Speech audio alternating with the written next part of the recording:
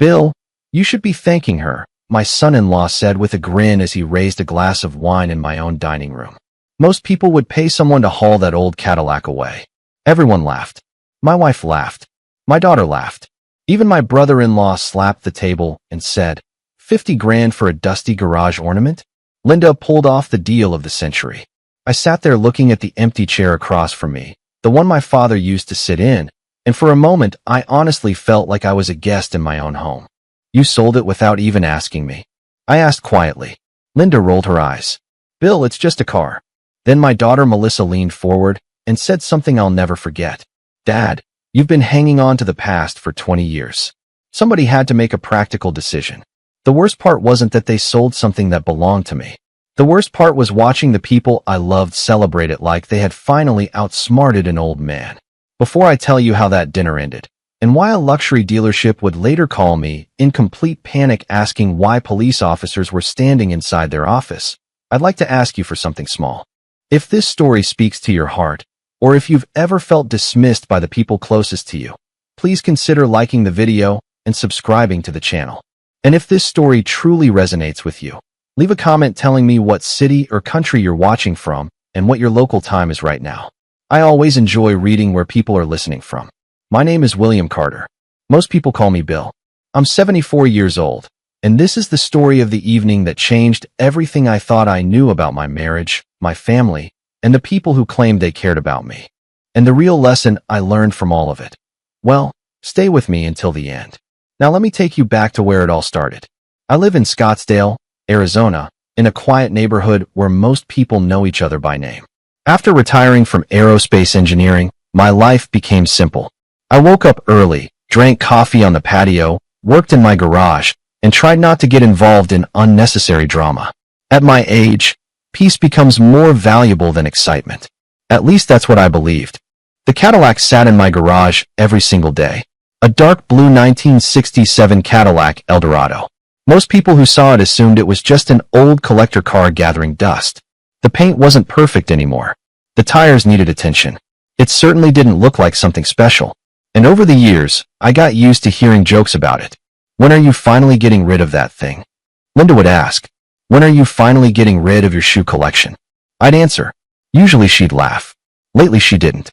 Looking back now, I should have paid closer attention to that change. About a year before everything happened, Linda started bringing up money more often. Not because we were struggling. We weren't. Our house was paid off. We had retirement savings. We lived comfortably. But Melissa and her husband Brian were constantly chasing bigger lifestyles. Bigger vacations. Bigger purchases. Bigger plans. Somehow there was never enough money. One Sunday afternoon after a family barbecue, I walked back inside and heard voices coming from the kitchen. They didn't know I was standing in the hallway. Mom, that car has to be worth something, Melissa said. Dad doesn't even drive it. Then Brian laughed. Honestly, if I owned that thing, I'd sell it tomorrow. A few seconds later Linda answered. Trust me, I've thought about it. I remember standing there frozen for a moment. Something about the way she said it felt wrong. Not like a joke. Not like casual conversation. It felt serious. Then Linda stepped into the hallway and saw me. Her expression changed instantly. There you are, she said. We're talking about vacation plans. Nobody mentioned the Cadillac again that day. But after that conversation, little things started happening. Strangers drove slowly past the house. A man stopped one afternoon and asked if the Cadillac was available. Another person left a business card in the mailbox. When I asked Linda about it, she shrugged. Probably just collectors. Maybe it was. Maybe it wasn't. At the time, I wanted to believe her. After 43 years of marriage, trusting your spouse becomes second nature. You don't expect them to be making plans behind your back. You don't expect your own family to see you as an obstacle. But what I didn't know was that conversations had already started. Decisions were already being made. And while everyone around me was acting like life was normal, there was one very important reason they were all so interested in that Cadillac. A reason none of them understood. And buried inside a folder I hadn't opened in years was a piece of information that was about to change everything. That folder had been sitting inside a gray metal filing cabinet in my garage for years. Most people would have thrown it away during a spring cleaning. I never did. My father taught me to keep records, and he was the kind of man who kept everything. Tax receipts, registration documents, Handwritten notes. Old photographs. He believed every object had a story attached to it. Maybe that is why I became attached to that Cadillac in the first place. It was never really about the car. It was about what it represented. Growing up in Ohio during the 1960s was not glamorous. My father worked long hours at a machine shop, and my mother stretched every dollar until it screamed. We were not poor, but we were careful. Nothing was wasted. If something broke, you fixed it. If something still worked, you kept it. I still remember being 12 years old, standing in our driveway on a cold Saturday morning while my father worked under the hood of a car. "Hand me that wrench, Billy," he said. "The half-inch one." I handed it over. "Why do you never buy a new car?" I asked. He laughed. "Because there is nothing wrong with this one." Then he pointed at me with the wrench. Most people spend money trying to impress strangers. Do not become one of those people. I never forgot that lesson. Years later, when I became an engineer, I earned more money than my parents ever did. But I still lived the way they taught me. Save first. Spend second. Be grateful. Linda used to admire that about me. At least she did in the beginning. Back when we were young, she would tell friends how dependable I was. Back when Melissa was little, things felt different too. We were not a perfect family, but we felt like a team. I coached softball games. I helped with science projects. I sat through school concerts and dance recitals. Every Christmas morning, I was always the first one awake, making coffee while everyone else slept. Somewhere along the way, things changed. It happened slowly enough that I almost missed it.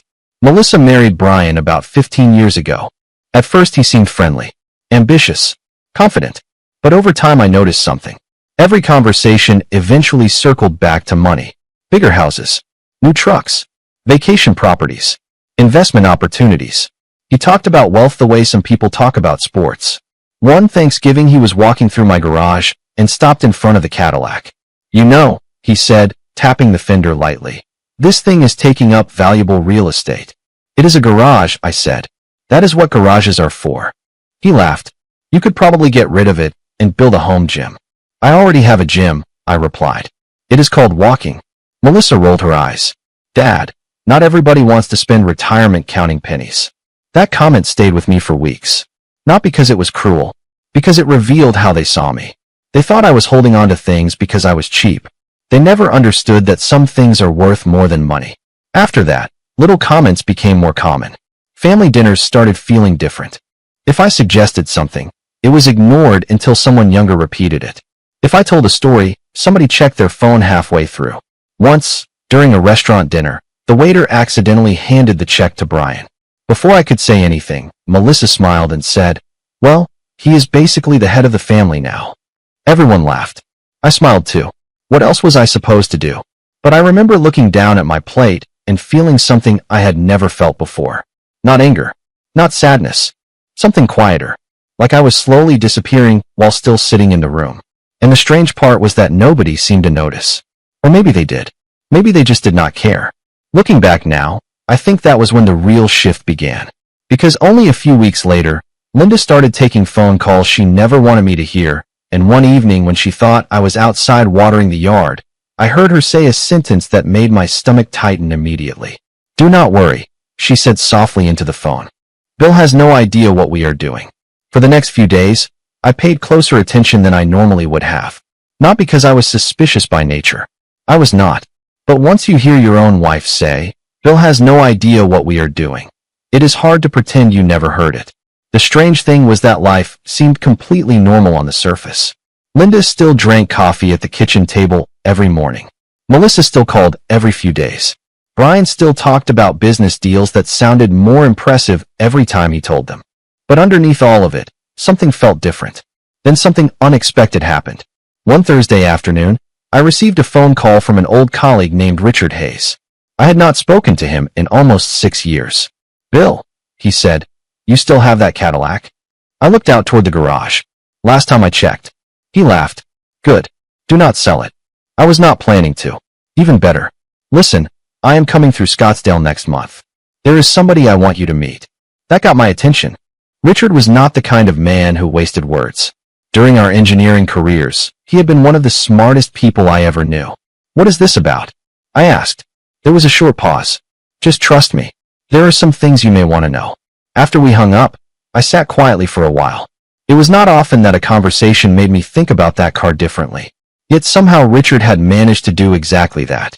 The following weekend, Melissa and Brian came over for dinner. Almost immediately, Brian brought up the Cadillac again. "I saw a restored one at an auction online," he said while scrolling through his phone. "People are paying crazy money for collector cars these days." Linda looked interested. "Really?" "Absolutely," Brian said. "Some people are sitting on assets and do not even know it." Then he looked directly at me. "No offense, Bill."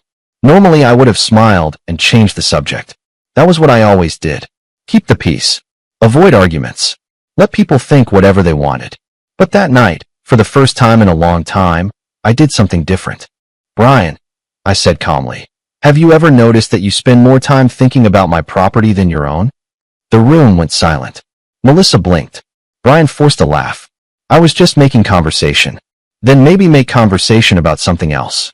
Nobody knew what to say after that. Even I was surprised by my response. It was not rude. It was not angry. But it was honest. And something changed the moment I said it. I could see it in their faces. They were not used to me pushing back. A few days later, I stopped by the garage to organize some old boxes. While moving a stack of files, I found myself looking again at the gray cabinet.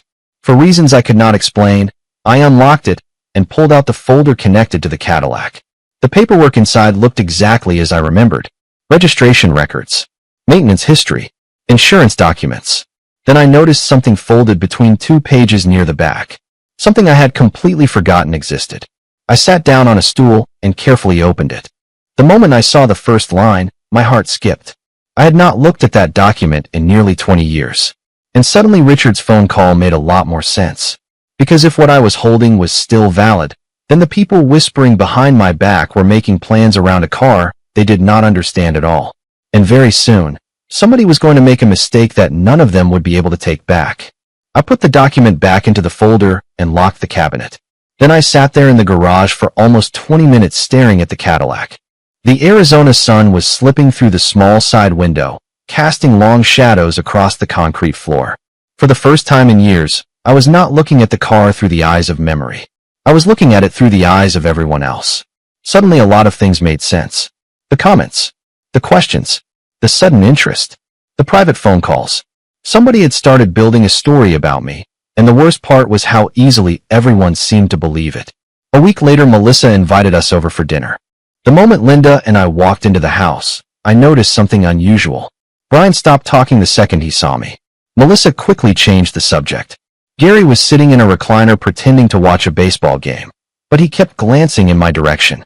Nobody looked guilty. They looked coordinated. During dinner, the conversation drifted toward retirement planning. Brian leaned back and said, "Some people hang on to assets because they are afraid of change." Melissa nodded. "Or because they do not trust family." Linda sighed dramatically. "That can be exhausting for everyone." I looked at her. Who exactly is everyone? For a moment, the room became quiet. Then Melissa answered before Linda could. "Dad, nobody is attacking you." I did not say anybody was. Brian smiled. "See? This is what I mean. Everybody has to walk on eggshells." That sentence bothered me because it was completely backwards. For years I had been the one keeping the peace. For years I had swallowed comments, ignored insults, and let things go. Yet somehow the story had become that I was the difficult one. On the drive home, I finally asked Linda a direct question. "Have you been talking to Melissa about my finances?" She kept her eyes on the windshield. "Why would you ask that?" "Because they seem very interested lately." "You are imagining things." "Am I?" She crossed her arms. "Bill, you always do this. You make assumptions."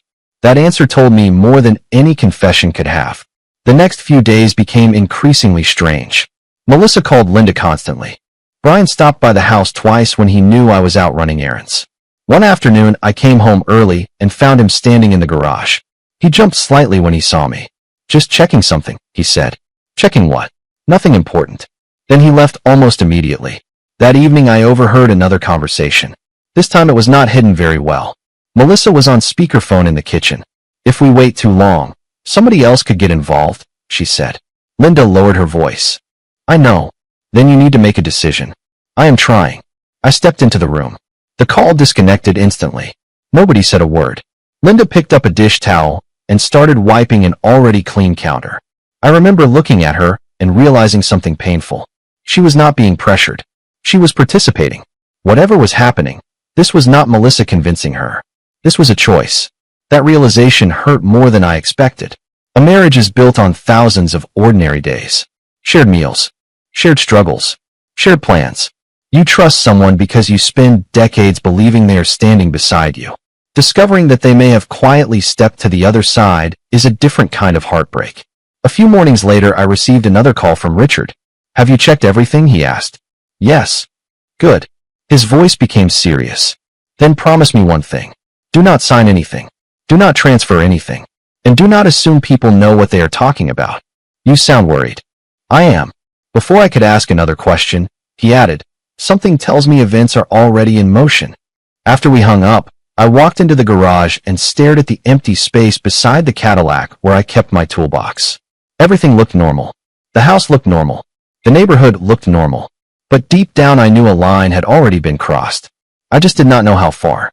And less than 48 hours later, I would come home and discover that everything I feared had already happened.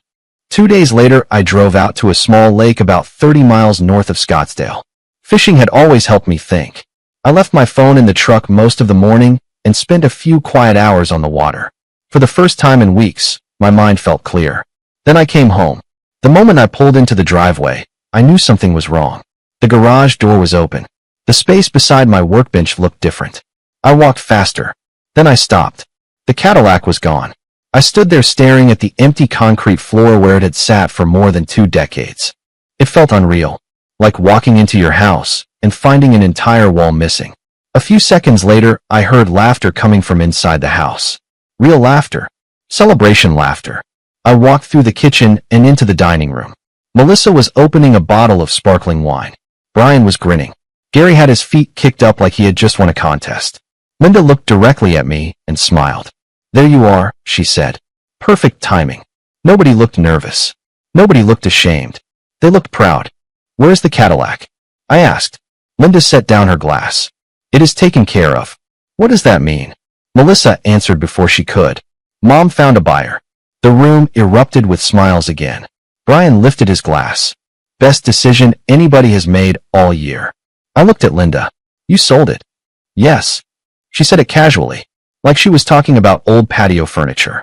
"And before you overreact, it was a fantastic offer." She slid a folder across the table. Inside was a copy of a sales agreement.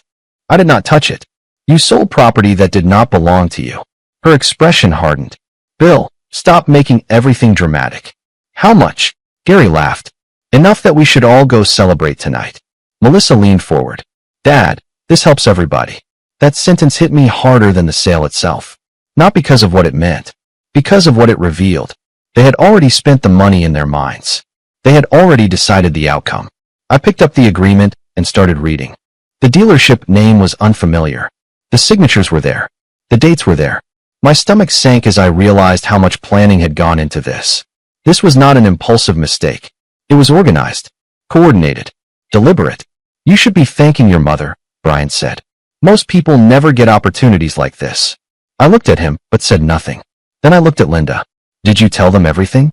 For the first time all evening, uncertainty flickered across her face. "What does that mean?" she asked. Exactly what I said. Nobody spoke. A few minutes later, I walked out of the room and into my study. I closed the door behind me and sat down at my desk. The first thing I did was call Linda's cell phone, even though she was in the next room. It went to voicemail. I sent a text message asking her to come talk privately. No response. I sent an email documenting that I had not authorized any transfer. Then I printed a copy. I even wrote a short handwritten note and left it on the kitchen counter. Every attempt felt ridiculous. I was trying to communicate with people who had already decided not to listen. An hour later, Melissa sent a family group text. "Tonight is about moving forward. Let us keep things positive." Brian added a thumbs-up emoji. Gary wrote, "Best news we have had in years." Not one person asked how I felt. Not one person asked whether the transaction was legitimate. The story had already spread through the family. By evening, cousins and relatives were sending congratulations to Linda. Somehow the narrative had become that she had rescued everyone from my stubbornness. I sat alone in my study watching message after message arrive. Every phone call I made was ignored. Every explanation was dismissed. Every effort to repair the situation failed before it even began. And as darkness settled outside the window, I realized something painful. I was not just losing a car. I was discovering that I had been standing alone for much longer than I ever knew. That night was one of the longest nights of my life. Not because people were yelling. Not because there was some dramatic confrontation. It was the silence that stayed with me. The silence after every unanswered call. The silence after every message that nobody acknowledged. I slept in the guest room for the first time in our marriage. Linda never came to check on me. She never knocked on the door. She never asked if I was all right. Around 3 in the morning, I found myself sitting in the dark staring at an old photograph of my father standing beside that car decades ago. He had one hand on the roof and a smile on his face. I remember him telling me, "A man finds out who people really are when something valuable is involved." At the time I thought he was talking about money. Now I understood he was talking about character. The next morning the house felt different. Linda was already in the kitchen when I walked in. She looked tired but determined. "You cannot keep acting like this," she said. "Acting like what?" I asked. "Like everybody betrayed you." I looked at her for a few seconds. "Linda, everybody did." She shook her head. "You are making this bigger than it needs to be." Then she picked up her coffee and walked away. That conversation changed something inside me. For weeks I had been trying to convince people to understand my perspective. Suddenly, I realized nobody was interested in understanding it. They had already decided what story they wanted to believe. Melissa called later that afternoon. "Dad, Mom is upset." I almost laughed. "Your mother is upset? You are being difficult." "Melissa, did anyone stop to ask whether I agreed to any of this?" There was a pause. "That is not the point." Those 5 words stayed with me. That is not the point. Somewhere along the way, the truth had stopped mattering. Agreement did not matter. Ownership did not matter. Respect did not matter. Only the outcome they wanted mattered. A few days passed. Family messages continued without me. Group conversations happened without me. Dinner invitations stopped arriving. I would see photographs online of relatives gathering together while nobody called to ask how I was doing. It felt less like a disagreement and more like a quiet erasure. One afternoon, I drove to a small diner I used to visit after work years ago. The waitress recognized me immediately. "Haven't seen you in a while, Bill," she said. "Been keeping busy." She smiled and poured coffee. "You look like you have a lot on your mind." The strange thing was that hearing that from a near stranger affected me more than anything my family had said, because it was the first time in weeks somebody had noticed I was struggling. I sat there by the window for nearly an hour, watching people come and go, watching ordinary life continue. And for the first time I stopped thinking about the car. I stopped thinking about the money. I stopped thinking about proving anyone wrong. Instead I started thinking about myself. About how many years I had spent avoiding conflict. About how often I had mistaken peacekeeping for love. About how many times I had ignored small warning signs because confronting them felt uncomfortable. That realization hurt, but it also felt strangely freeing. Later that evening I returned home and opened the gray filing cabinet again. This time I was not looking for answers. I was looking for direction. I carefully reviewed every document, every note, every record. Then I placed them neatly on my desk. My hands were steady. My mind was clear. For the first time since all of this began, I was not reacting. I was preparing. And the next morning, before sunrise, my phone rang. When I saw Richard Hayes' name on the screen again, I had a feeling the conversation we were about to have would mark the beginning of something entirely different. Richard did not waste time. "Bill, are you sitting down?" he asked. "I am." "Good. Because I finally tracked down the person I told you about." I grabbed a pen. "And he has been looking for information connected to that file for years." For the next 40 minutes, I listened carefully while taking notes. When the call ended, I did something I had not done in a long time. I made a plan. Not a plan to argue with anyone. Not a plan to get even. Just a plan to move forward. The next morning I drove across town to meet Richard's contact at a small office near downtown Phoenix. His name was Thomas Whitaker, a retired automotive historian in his late 60s. The kind of man who noticed details other people ignored. He spent nearly 2 hours reviewing copies of documents from my folder. Finally, he leaned back in his chair and smiled. "Bill, do you know how many people would have thrown these records away? Probably most. That would have been a mistake." He tapped one page gently. "You kept everything." "My father taught me to." Thomas nodded. "Smart man." I left that meeting feeling different.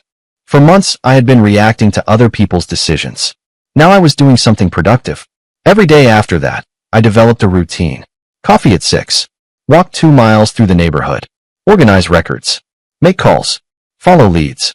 Meet people. The house felt quieter than ever, but the silence no longer bothered me. Linda spent more and more time away visiting Melissa. Sometimes she came home late. Sometimes she barely spoke at all. I stopped chasing conversations that clearly were not going to happen. Instead, I focused on things I could control. One afternoon, I was sorting documents when my neighbor Frank knocked on the garage door. "You look busy," he said. "Trying something new." He laughed. "Retirement project?" "Something like that." Frank looked around. "Funny thing. Ever since that car disappeared, you seem more energetic." I thought about that for a second. Maybe because I finally stopped waiting for other people to do the right thing. He pointed at me. "That sounds like progress." A week later, Thomas introduced me to 2 collectors who were fascinated by the paperwork I possessed. We met at a diner near Tempe. One of them studied a copy of a document for almost 5 minutes before shaking his head in disbelief. "Do you realize what this could mean?" he asked. "Not entirely. You are about to find out." For the first time in months, people were not treating me like an obstacle. They were listening, asking questions, respecting my knowledge. It reminded me of my engineering days when experience actually mattered. Meanwhile, family messages continued without me. Photographs appeared online. Weekend gatherings happened. Nobody reached out. Oddly enough, that started bothering me less and less. One evening, I was sitting on the patio reviewing notes when another message arrived from Melissa. It was short. "Hope everything is okay." Nothing more. No apology. No questions. Just a sentence. I stared at it for a moment before putting the phone down. Months earlier, I would have jumped at the chance to reopen communication. Instead, I returned to my paperwork. The next morning, Thomas called again. His voice sounded excited. "Bill, I just got confirmation." "Confirmation of what?" There was a pause. Then he said, "The people involved have absolutely no idea what they stepped into." I looked out across the Arizona sunrise and felt something I had not felt in a very long time. Not anger. Not vindication. Confidence. Because for the first time since all of this began, the future was starting to move in my direction. And very soon, information that had been buried for decades was about to come into the light.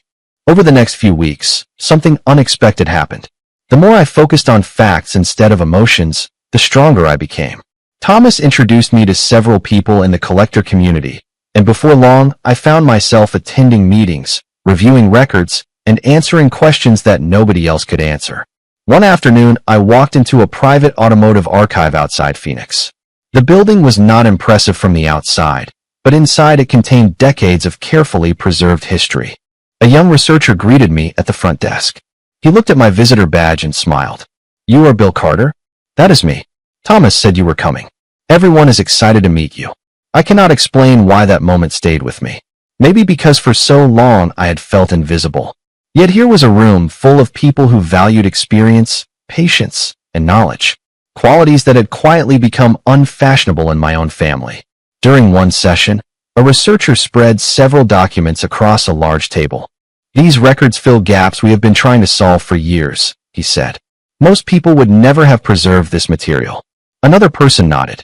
"You did something important without even realizing it."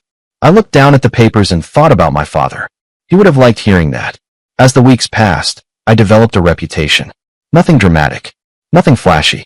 People simply began calling when they needed answers. My name appeared on research acknowledgments. I was invited to speak at a small collector event. Somebody even made me a custom nameplate that read, "William Carter, Historical Documentation Consultant." The title made me laugh at first. I had spent decades as an engineer. Now, in retirement, I somehow had a second career.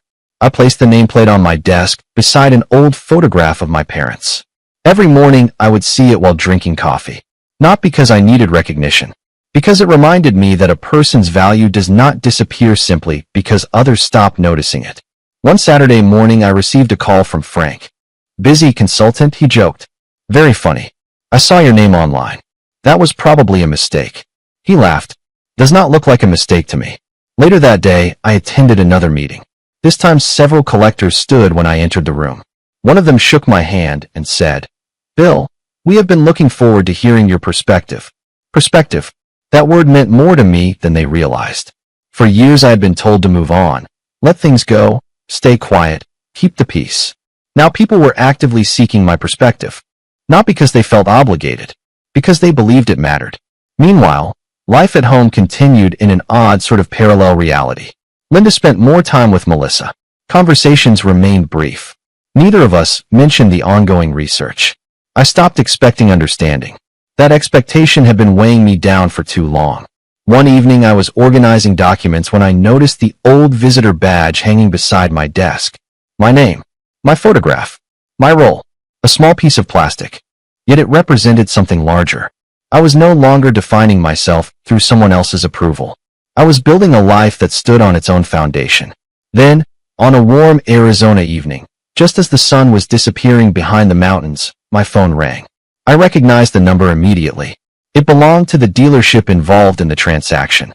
I let it ring twice before answering. And the moment I heard the panic in the caller's voice, I knew the story had finally caught up with the present. "Mr. Carter, thank goodness you answered," the man said before I could speak. His voice was strained. "This is Stephen Holloway from Holloway Classic Motors." I leaned back in my chair. "I know who you are." There was a brief silence. "Sir, we need to meet." A few months earlier I would have immediately started asking questions. Instead I looked out at the fading evening light and answered calmly. "Why?" Another pause. "Because there are developments concerning the vehicle transaction." "I imagine there are." He exhaled heavily. "Can you come tomorrow morning?" "What time?" 9 o'clock. "I will be there." The line went quiet for a second. Then he asked something unexpected. "Mr. Carter, did you already know?" I looked at the folder sitting on my desk. "Know what?" "Never mind," he said quickly. "Please just come." After we hung up, I sat there for several minutes. The difference between that moment and the man I had been a few months before was simple. Back then I felt powerless. Now I felt informed. There is a certain confidence that comes from knowing facts other people have not discovered yet. The next morning I arrived 15 minutes early. Holloway Classic Motors occupied a large building near the edge of Phoenix. The lot was filled with restored vehicles worth more than many houses. As I parked, I noticed something unusual. Several employees were standing near the entrance, speaking in low voices. Nobody looked relaxed. Inside, the atmosphere felt even stranger. Phones were ringing. People were moving quickly between offices. One young receptionist looked up when I entered. "Mr. Carter?" "Yes." "Mr. Holloway is expecting you." She escorted me toward a conference room. As we walked past a glass office, I noticed two men reviewing documents spread across a table. One of them glanced at me, then immediately returned to the paperwork. Stephen Holloway was already waiting when I entered. He stood and shook my hand. His smile looked forced. "Thank you for coming. You sounded concerned." "Concerned is one word for it." He gestured toward a chair. On the table sat several folders, copies of contracts, photographs, and printed emails. Far more paperwork than should have existed for a simple vehicle purchase. "You have been busy," I said. Stephen rubbed his forehead. "Mr. Carter, I need to ask you some questions." "Go ahead." For nearly an hour he walked through timelines, signatures, communications, and ownership records. I answered carefully, never rushing, never speculating. Every answer seemed to create two new questions. At one point he opened a folder and stared at a page for several seconds before closing it again. "This should have been caught earlier," he muttered. "What should have?" I asked. He hesitated. "That is what we are trying to determine." Around 10:30 there was a knock at the door. An employee stepped inside. "Sir, they are here."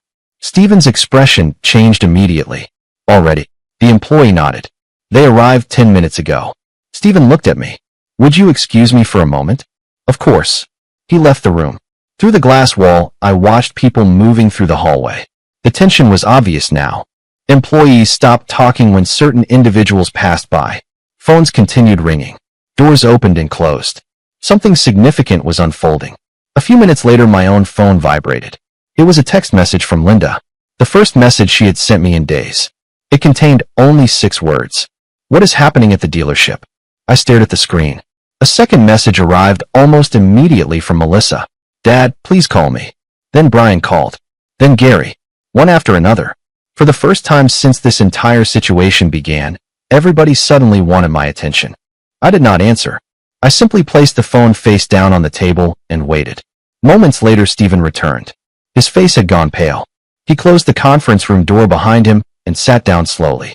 Then he looked directly at me and said, "Mr. Carter, before anyone else hears this, there is something you need to know about that car." Stephen folded his hands on the table and took a slow breath. "Mr. Carter, the vehicle itself was never the real issue." I said nothing. He opened a folder and slid a document toward me. "This is why people started calling."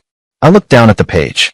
It was a verification report prepared by specialists who had spent weeks reviewing records, ownership history, manufacturing documentation, and archival material.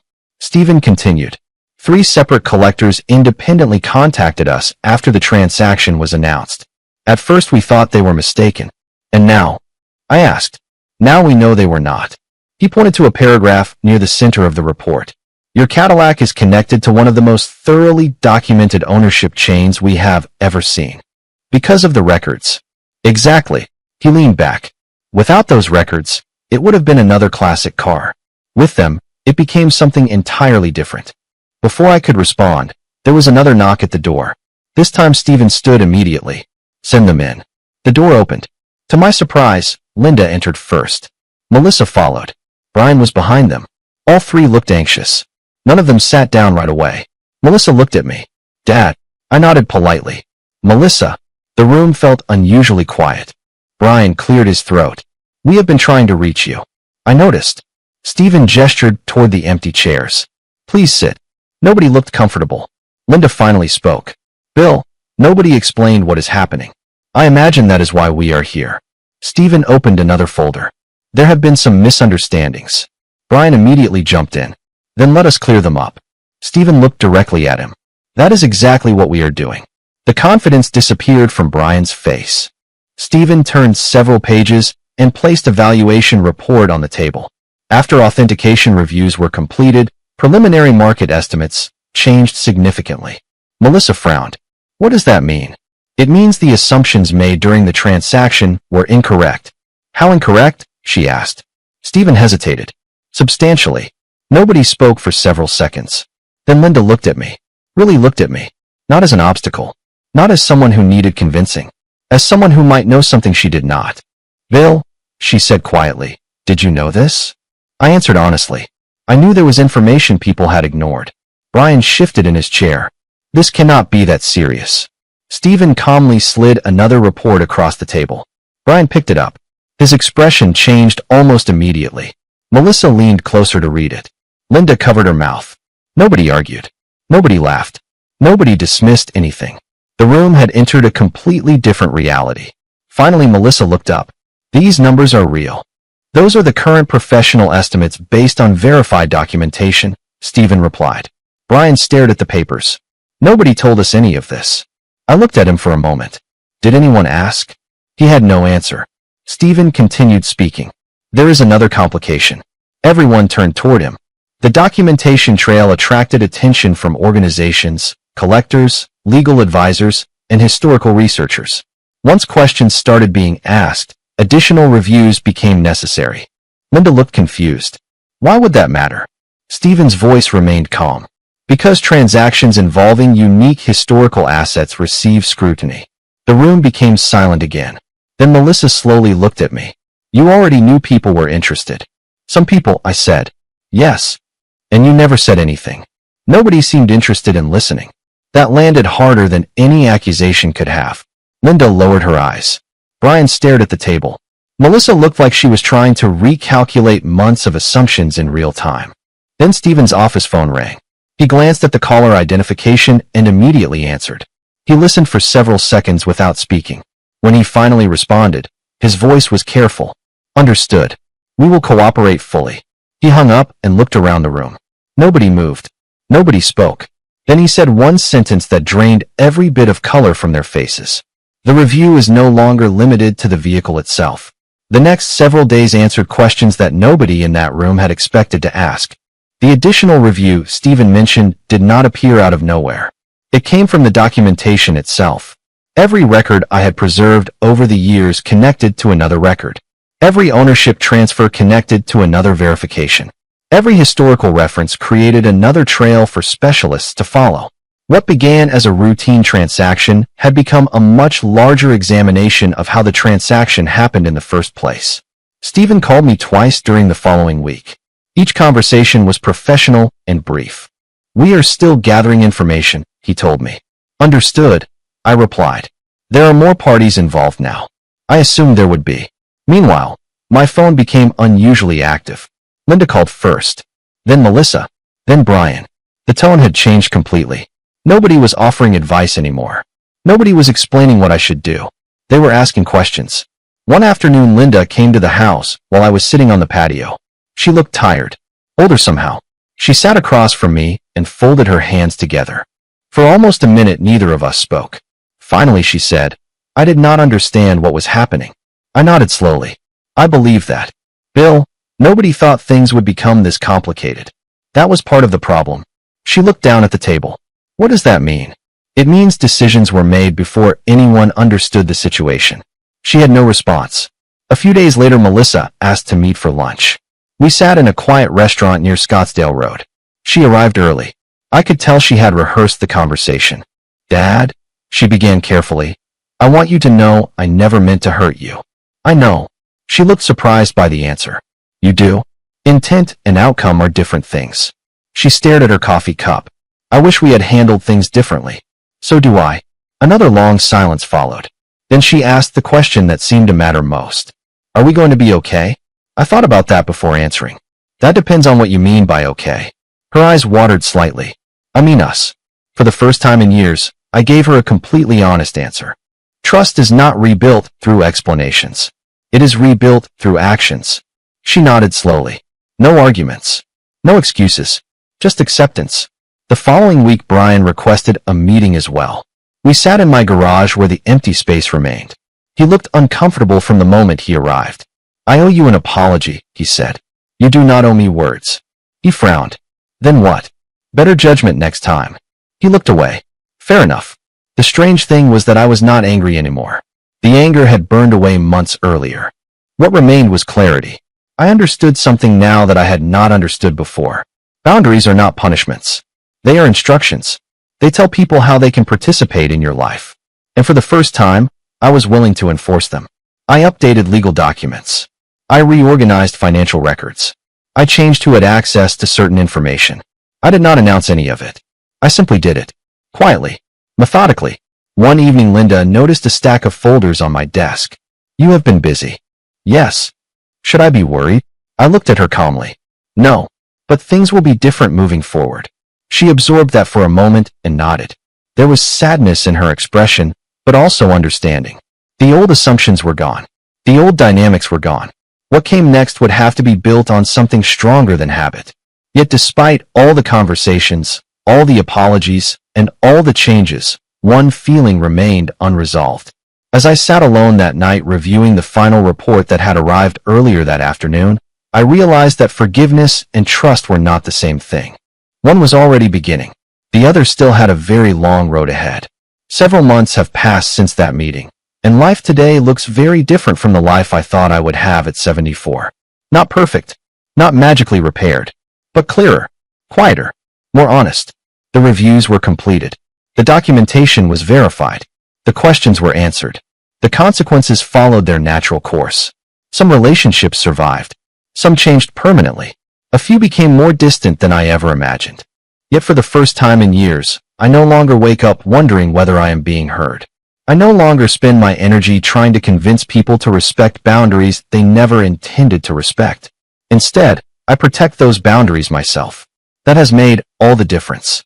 Linda and I had many difficult conversations after everything settled. Some were painful. Some were necessary. We learned that forgiveness is not a single moment. It is a process. Trust is even slower.